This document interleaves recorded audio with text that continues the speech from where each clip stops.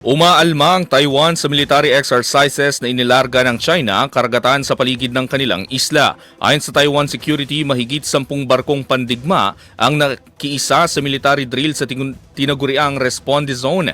Miyerkules ng umaga, tinawag nila itong harassment drill sa gitna ng pagnanais nilang kumawala sa kontrol ng mainland China. Ikinasa ng Chinese military ang naturang pagsasanay na tinawag nilang codename Strain Thunder 2025A. Sa gitna at katimugang bahagi ng Taiwan Strait.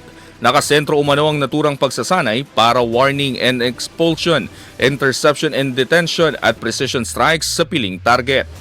Samantala, inaprubahan ng Estados Unidos ang pagbebenta ng 5.58 billion US dollars ng F-16 fighter jet sa Pilipinas bilang tulong nito sa tumataas na tensyon sa China.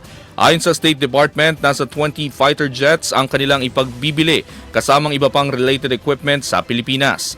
Ang mga ibibentang fighter jets ay layon palakasin ang abilidad ng Philippine Air Force sa pagsasagawa ng maritime domain awareness at ang depensa nito sa mga kalaban.